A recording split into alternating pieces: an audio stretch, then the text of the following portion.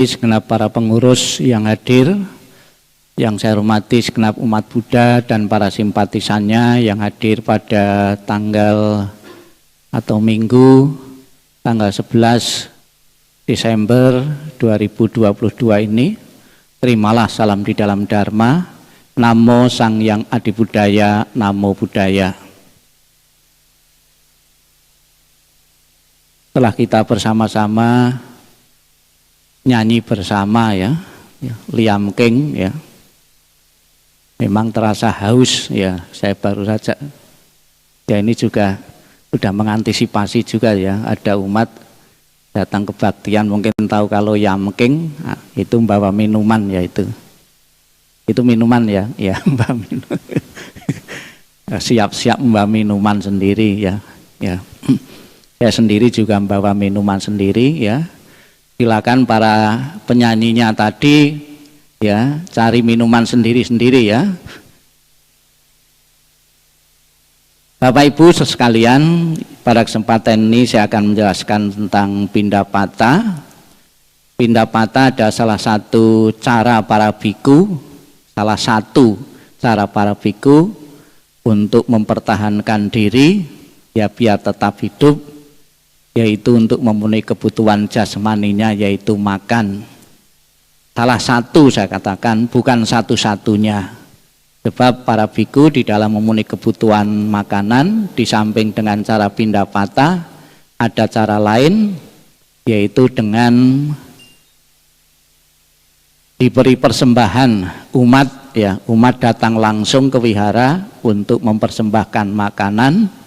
Kemudian ada juga bikunya masak sendiri di wihara ya, ada yang masak sendiri di wihara.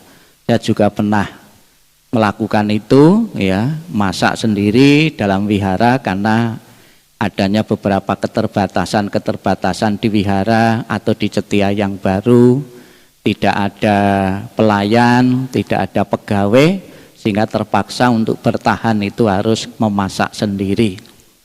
Memang masing-masing ada beberapa ya keuntungan dan kerugiannya bagi si biku tersebut ya.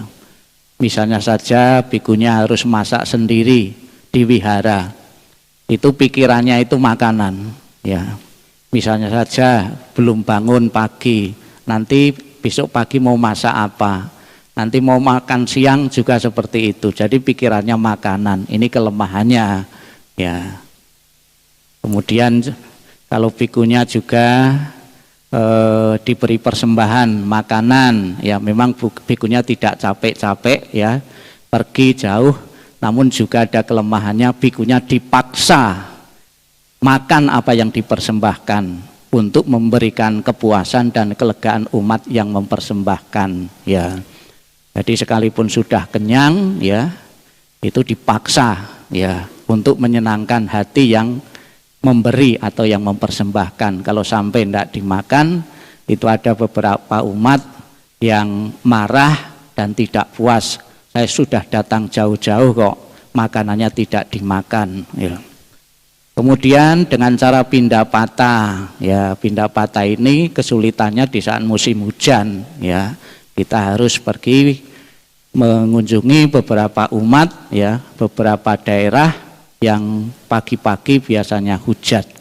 Jadi masing-masing ada plus minusnya ya. Bapak Ibu sekalian yang saya hormati ya, Pindapata merupakan salah satu cara para biku dalam bertahan hidup, dan ini juga sekaligus sebagai sebuah pelestarian ya. Pelestarian yang dilakukan, pelestarian kebiasaan-kebiasaan yang dilakukan oleh para Buddha di zaman-zaman lampau. Jadi untuk bertahan hidup, Buddha-Buddha zaman lalu pun juga melakukan, yaitu dengan Pindapata. Ya, gambarnya dikeluarkan ya. Saya sudah di depan ya.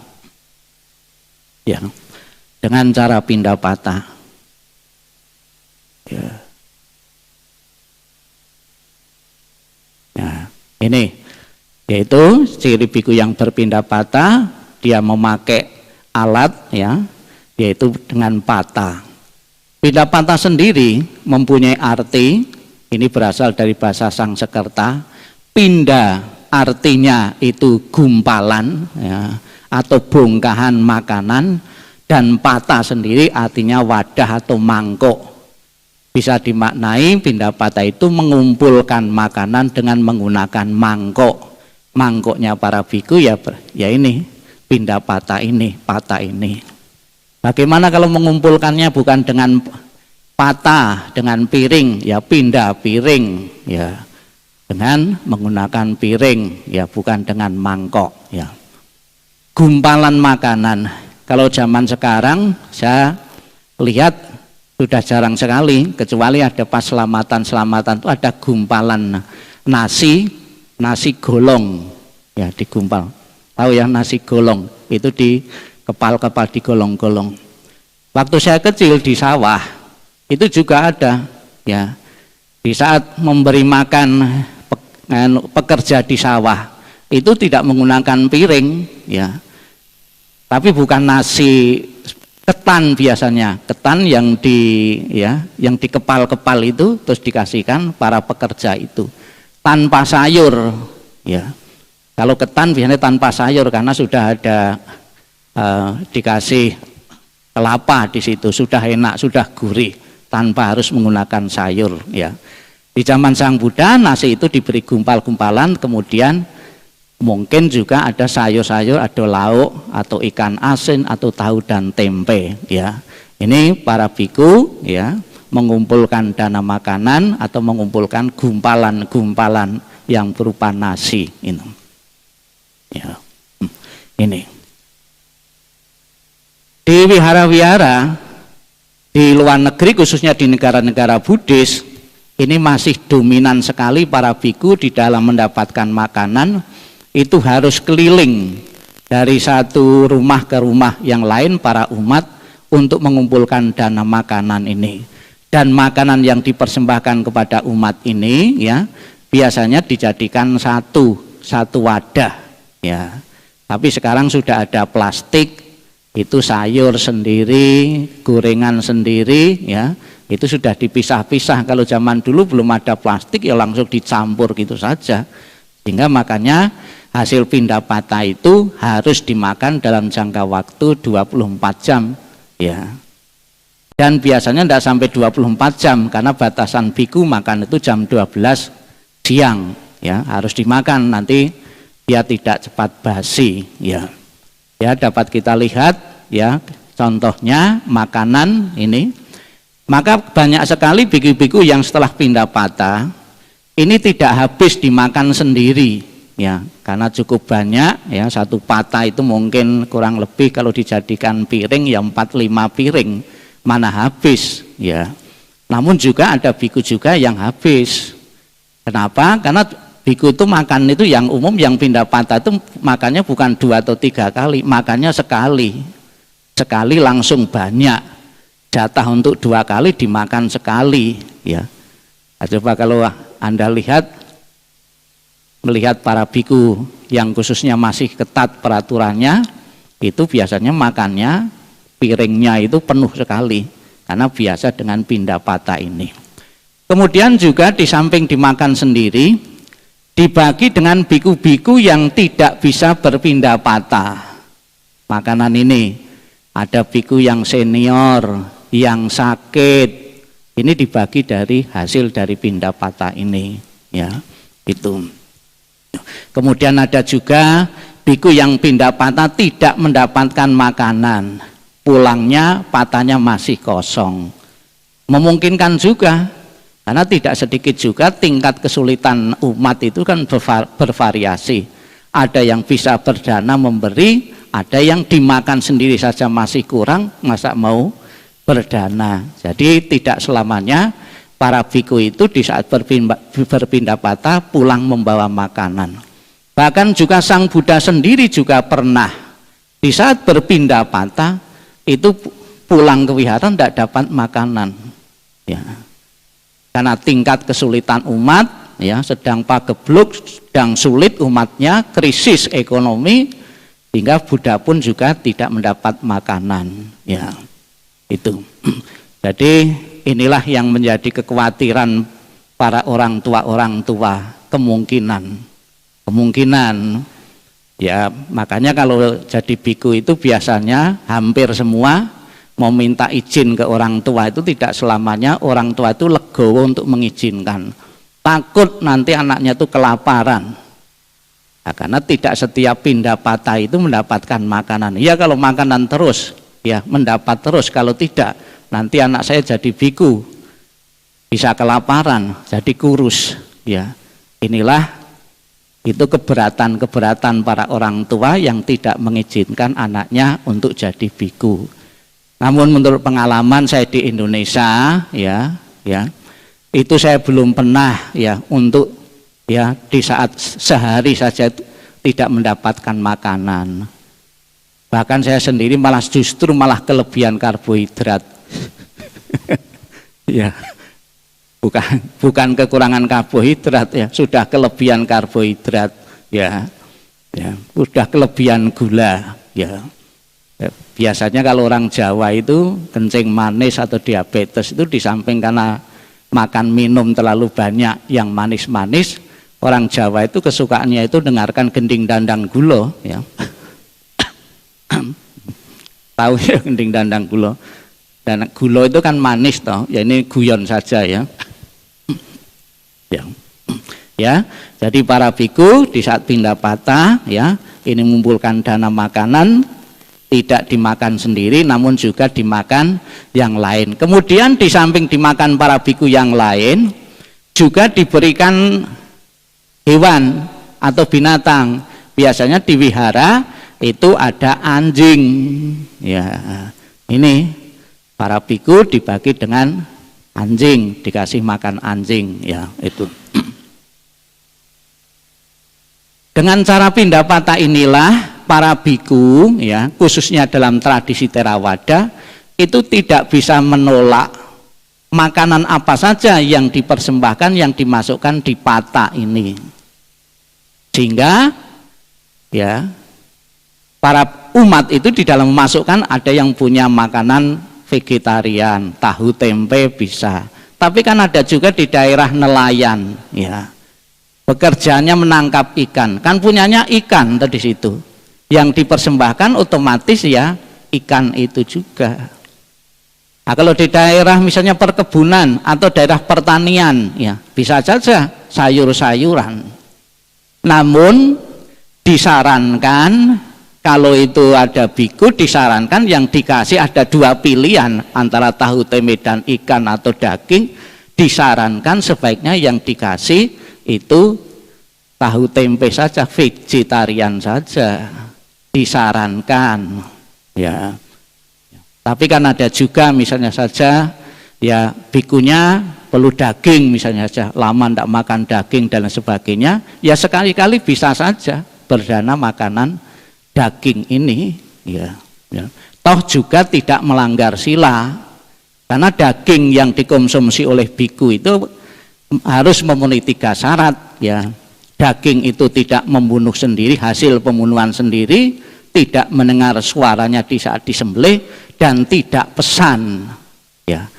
Tolong ya besok saya mau pindah patah di rumahmu, tolong disiapkan daging. Tidak pernah seperti itu, tahu-tahu daging itu sudah ada. Penyebab kematian daging yang dimakan itu bukan si biku tersebut, maka tidak melanggar satu winaya atau peraturan ini ya. Jadi ada beberapa. Kemudian dewasa ini, pata ini yang memasukkan di pata ternyata bukan saja makanan, tapi juga sarana-sarana yang lain, sarana kebersihan bagi para biku. Masukkan juga sabun, odol ya di tempat pata ini ya. Kemudian juga uang atau angpo ada juga, tapi yang aslinya pata itu sebetulnya wadah makanan ya. Nanti kalau uang ya masukkan uang lebih praktis lagi, bukan dalam bentuk ampo atau bukan dalam bentuk uang ya. Nanti matanya bisa ditempeli baskot apa itu? Barcode ya, barcode nanti bisa tinggal umat bawa HP ini ditempel.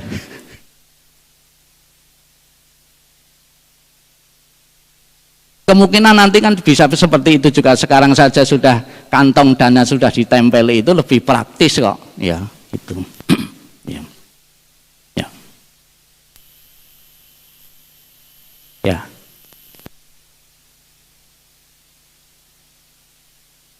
Sebagai umat Buddha, ya, atau siswa Buddha, pengikut Buddha bisa dibedakan menjadi dua, yaitu umat Buddha yang berkeluarga dan umat Buddha yang tidak berkeluarga atau menjadi biku dan bikuni.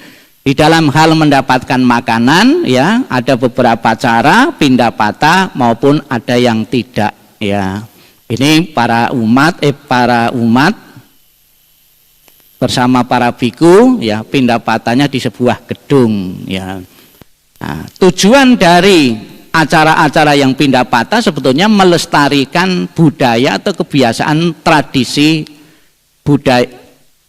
para Buddha ini, ya. Sebetulnya pindapata itu di kampung-kampung, di rumah-rumah penduduk, namun karena keadaan, ya, yang penting pelestarian tradisi itu bisa juga dilakukan di dalam sebuah gedung, dan juga pertimbangan tertentu.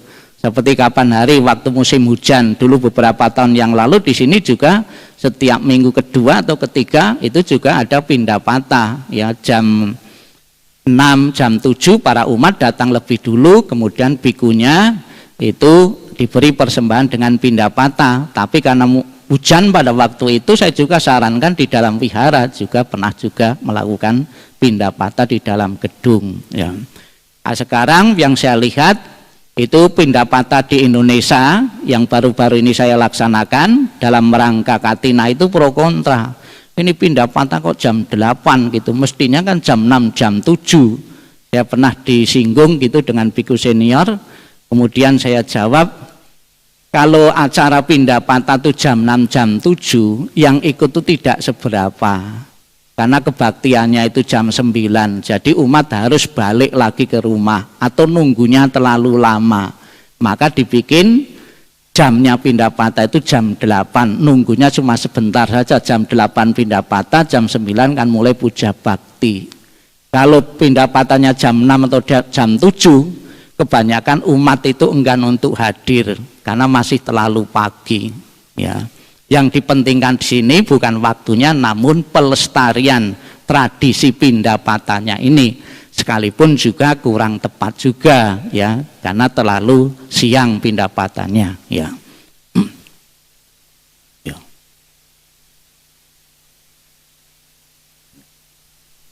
Ini cara para umat dalam mengkonsumsi makanan itu sangat berbeda dengan para biku. Kalau para umat itu bisa makan sembarang, ya, ya.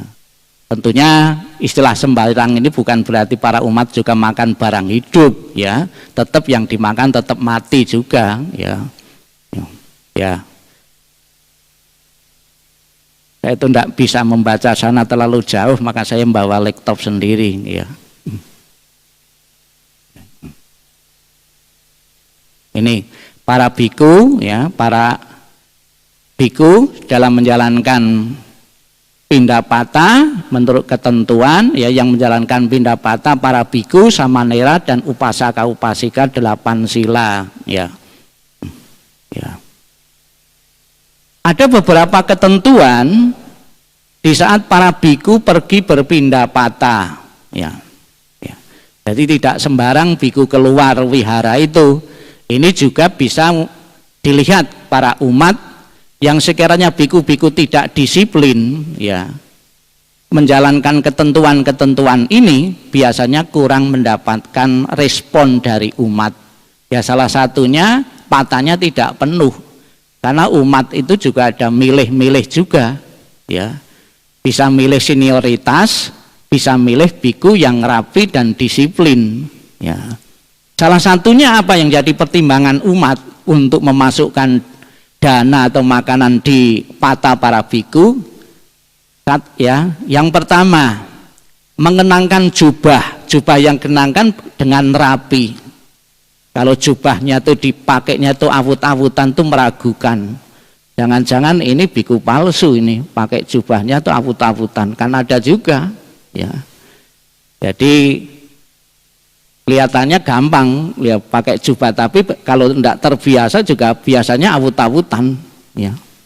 Gelinting-gelintingnya juga tidak rapi. Kalau biku memang sudah kebiasaan pakai jubah, mengenangkan jubah itu rapi. Tapi kalau biku-biku palsu ya atau masih baru-baru, coba Anda bisa lihat samanera kalau pakai jubah dengan biku, pasti kan kalau dilihat lebih rapi para biku ya. Yang baru terutama samanera baru ya, itu bisa dilihat dari kerapian para biku ya di saat mengenangkan jubah. Ini contohnya rapi. Para biku di saat keluar pindapata itu biasanya memakai jubah tertutup. Apa yang membedakan tertutup dan terbuka? Salah satu bahunya itu tertutup semua ya. Tertutup semua, dibungkus ya, badannya dibungkus semua. Tapi ada juga jubah terbuka. Ini ketentuannya, para biku yang memakai jubah tertutup itu berada di luar wihara. Di luar wihara tertutup, di jalan, naik bis atau naik mobil, di pertemuan-pertemuan di luar wihara itu biasanya jubahnya jubah tertutup ya. Ini. Kemudian ada juga dalam tradisi yang lain ya, pakaiannya atau jubahnya dalam keadaan terbuka namun masih rapi. Ini salah satu aliran di Thailand ya. Ini pakai jubahnya terbuka namun rapi ya. Ini juga masih terbuka namun tetap rapi juga di saat berpindah patah. Nah, kemungkinan ini karena pas ada acara ya, dan biku-biku senior biasanya kalau suruh pakai jubah tertutup itu kadang-kadang mereka sudah tidak bisa lagi karena fisik ya itu tidak rapi lagi. Dah mudahnya gitu saja. Kalau kita lihat biku-biku senior untuk suruh pakai jubah yang tertutup itu biasanya sudah karena fisiknya sudah lemah ya, itu kesulitan ya. Maka untuk mengatasi kesulitannya biar pakaiannya atau badannya kelihatan tertutup pakai baju. Seperti saya ini pakai baju ya. Karena memang kalau pakai jubah tidak pakai baju ya, cuma jubah tok itu kita cepat capek, terutama tangan atau bahu sebelah yang kiri, karena ini luntungannya kan bertumbuh di sini, ini linu-linu ya. Di saat masih samanera kita yang baru-baru biasanya sakitnya sebelah sini ya, karena bebannya lebih berat di sebelah kiri ya.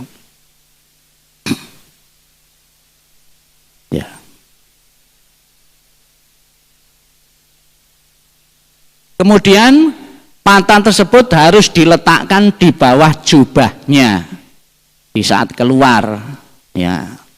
Kemudian baru dibuka kalau ada umat mau mempersembahkan ya, jubahnya ya menutupi ya patahnya.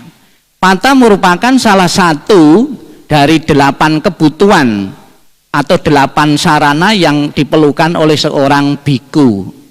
Salah satu patah, jadi seseorang mau di takbis, mau diumpah sampada, itu harus mempunyai 8 ya, 8 sarana. Yang pertama patah, kemudian jubah, alat cukur, kemudian saringan ya, itu.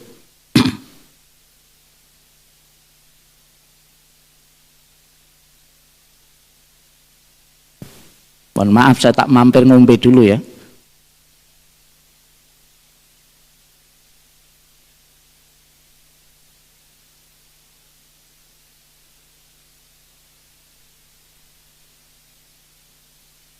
Kemudian ya, itu saringan dan pisau cukur juga merupakan salah satu. Jadi ada calon biku baru, ditanya kamu sudah memenuhi kebutuhan mempunyai 8 ini, kalau sudah siap untuk ditakbiskan, kalau belum ya ditunda. Sama yang menunda itu ditanya dulu, ada hal yang fatal. Seseorang mau jadi biku, ya, apakah kamu mempunyai utang? Kalau dijawab punya, pasti batal. Ya. Jadi biku itu di saat masuk tidak boleh punya utang. Ya. Di samping harus punya 8 ini. Ya. 8 alat ini bisa dipersembahkan atau didanakan oleh para umat, oleh donatur-donatur atau sponsor. Maka para samanera, ya khususnya, dan para biku baru itu mempunyai sponsor untuk menyiapkan 8 kebutuhan atau 8 sarana yang dibutuhkan oleh seorang biku ini. Ya. Ini kita lihat juga para biku yang mau keluar, ya, mau keluar di luar wihara mengenakan jubah dengan rapi. Kemudian ada ciri yang lain, ya.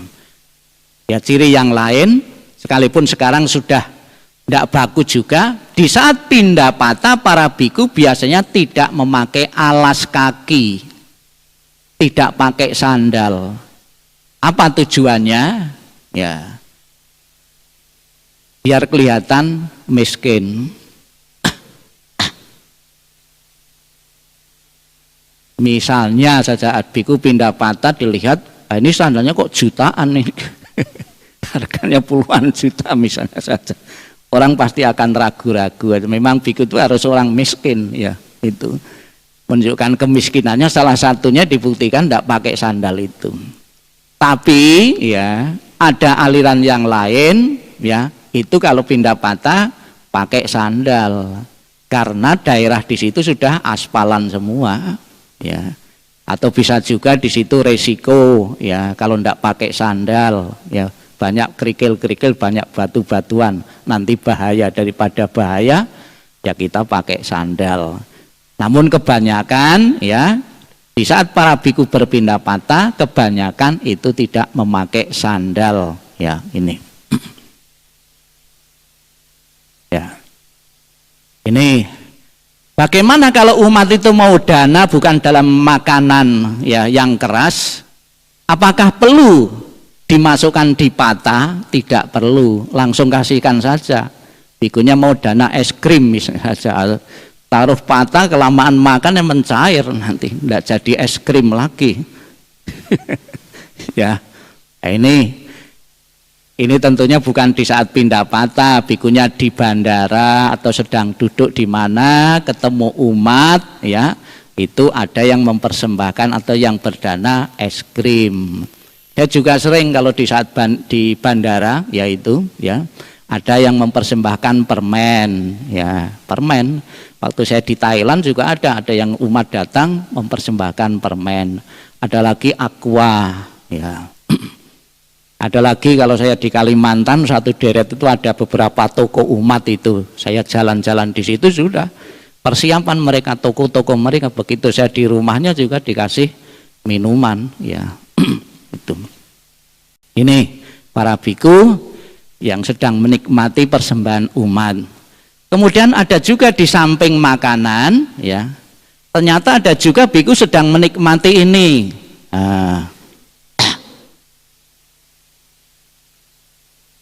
Biku yang ngerokok, ya. Apakah boleh biku itu merokok? Di dalam kitab suci di zaman Sang Buddha itu belum ada tembakau, ya, belum ada tembakau. Di India itu waktu Sang Buddha ada itu belum ada tembakau. Tembakau itu belakangan. Maka di kalangan umat Buddha pun ini masih pro kontra, ya. Kan ditulis dalam sila kelima itu, tidak makan dan minum yang bisa melemahkan kesadaran dan menimbulkan ketagihan.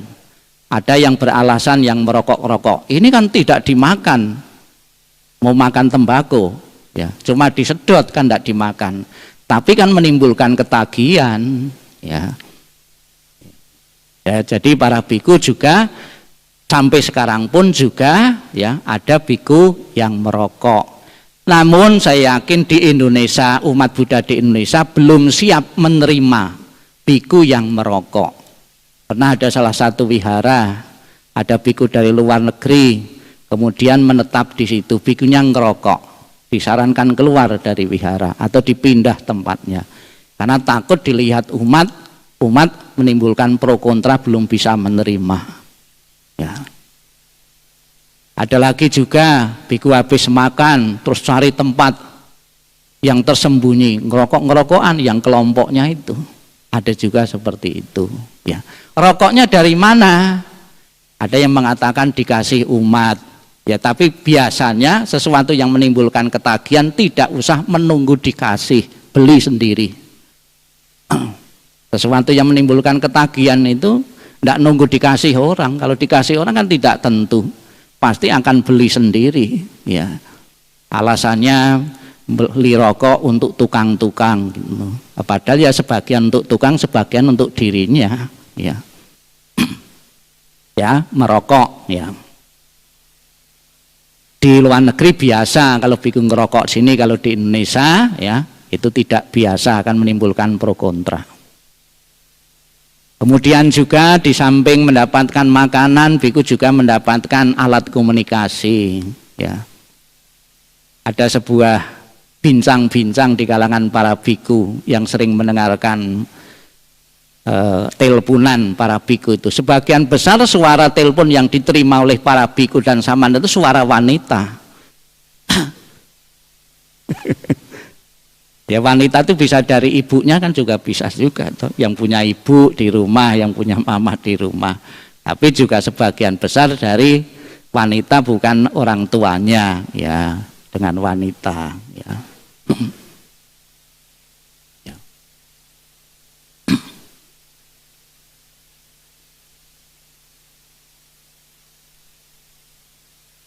Para biku dan samanera ya dalam mencari nafkah, mencari makan, karena tidak bekerja, dia sepenuhnya didukung, disokong oleh para umat.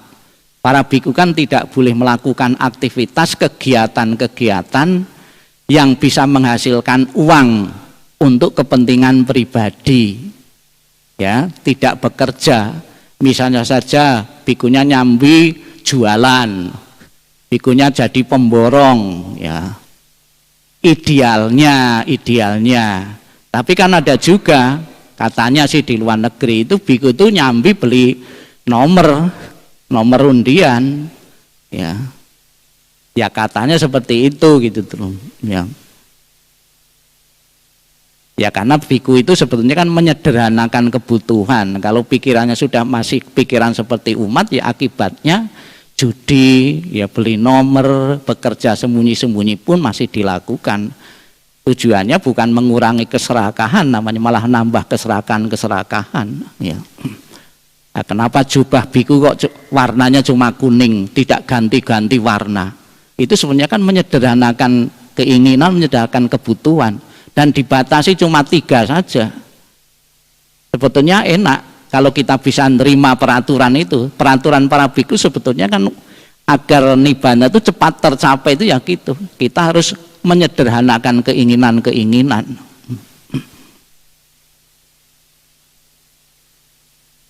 Ya, ini dalam tradisi para biku yang pakai jubah merah itu di Burma, ya, di Burma. Ya. Pernah juga ada seorang biku yang membuat peraturan yang menyuruh Sang Buddha membuat ketetapan agar para biku di dalam bertahan hidup hanya boleh berpindah patah saja, tidak boleh menerima undangan dari umat, yaitu biku Dewadatta.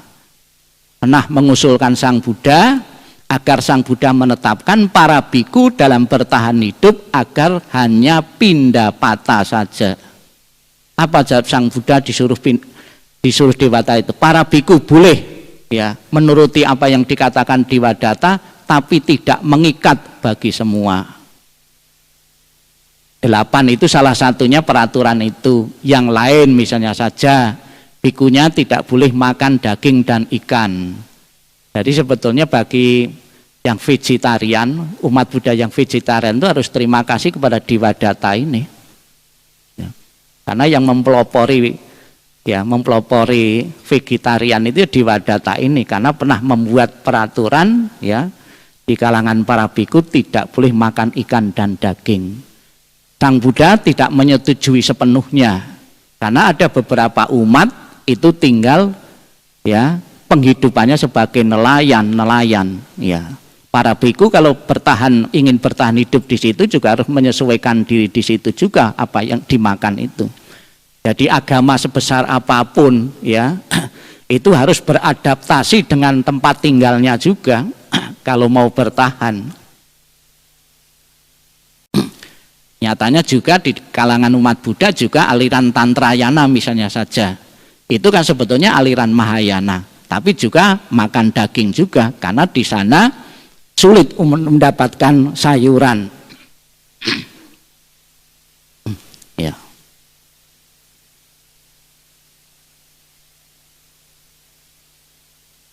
Karena para biku sangat bergantung sekali kepada para umat di dalam hal makanan, maka para biku ya diharapkan bekerja sama ya dengan para umat ya. Dalam kerjasama ini para biku memberikan dhamma diksana, membimbing para biku ya.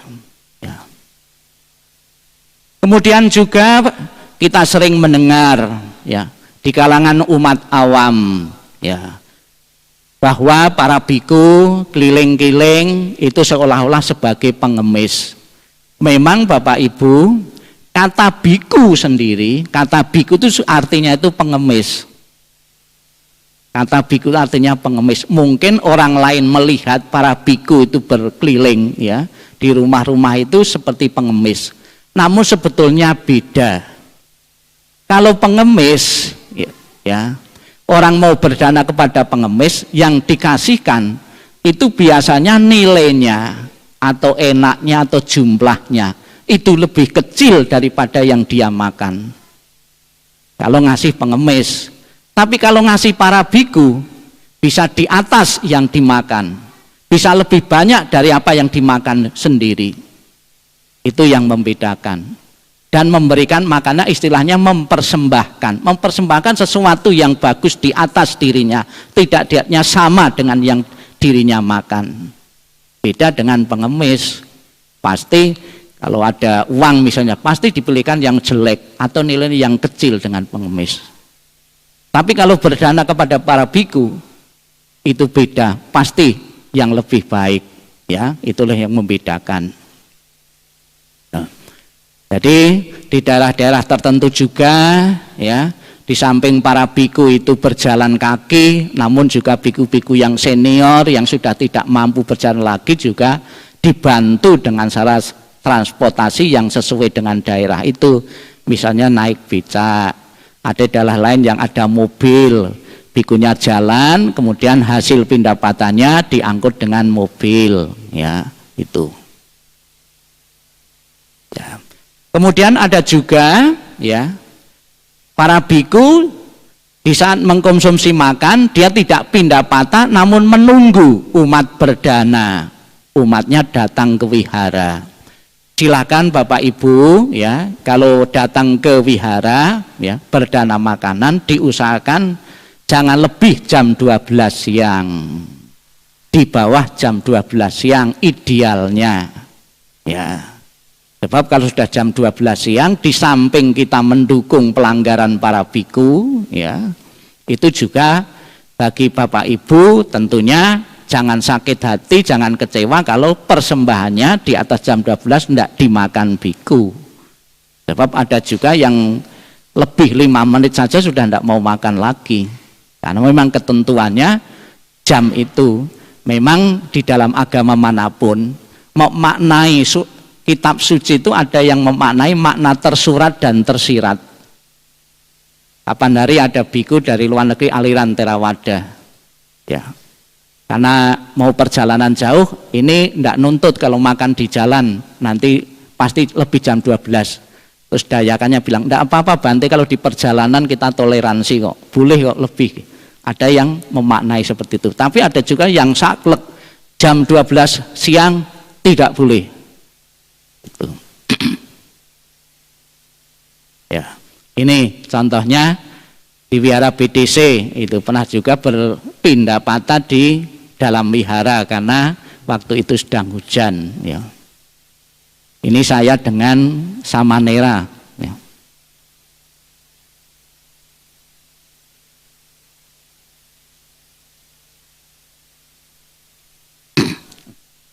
Kenapa para biku ya berpindah patah? Ini juga sangat dianjurkan sekali oleh Sang Buddha. Dengan biku berpindah patah, keliling dari rumah ke rumah atau masuk kampung-kampung, alias bersosialisasi, ya, berhidup bermasyarakat, membaur dengan para umat sekelilingnya. Dikenal. Ada beberapa orang yang tertarik agama Buddha karena diawali dengan para biku itu mau terjun ke lapangan untuk mengakrabkan umat. Dicontohkan ada biku Asaji, pernah di saat pindah patah ketemu seorang dari agama lain namanya Sariputa. Ya. Ini tertarik, ya, akhirnya menjadi seorang biku. Ya. Jadi biku pun itu juga harus bersosialisasi, harus mengenal daerahnya, lingkungan wihara.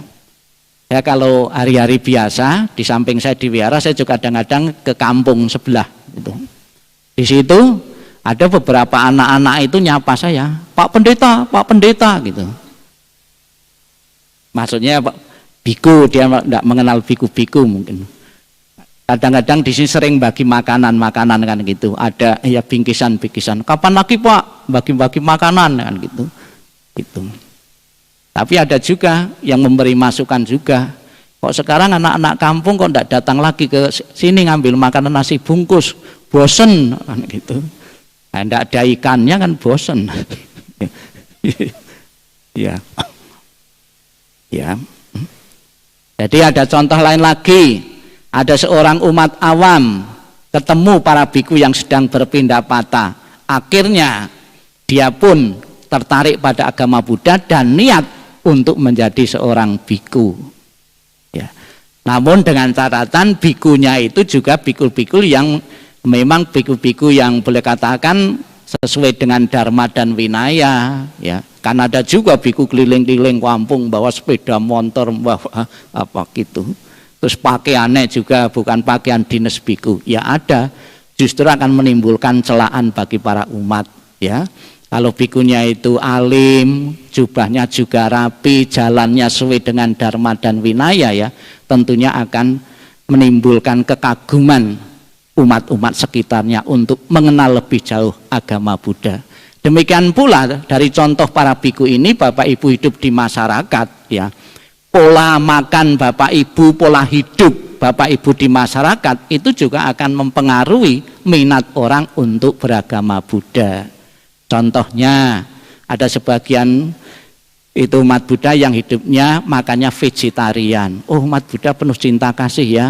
Ya ndak makan hasil pembunuhan. Itu menimbulkan rasa simpatik. Beda dengan daerah sana apapun dimakan, anjing dimakan, ya, kucing juga dimakan, tikus juga dimakan. Kesannya kan beda. Kan ada daerah-daerah seperti itu. Ya. Ya. Itulah Bapak Ibu yang saya sampaikan tentang pindah patah, semoga menambah pengertian wawasan Bapak Ibu akan Buddha Dharma. Namo Sang Hyang Adibudaya, Namo Buddhaya.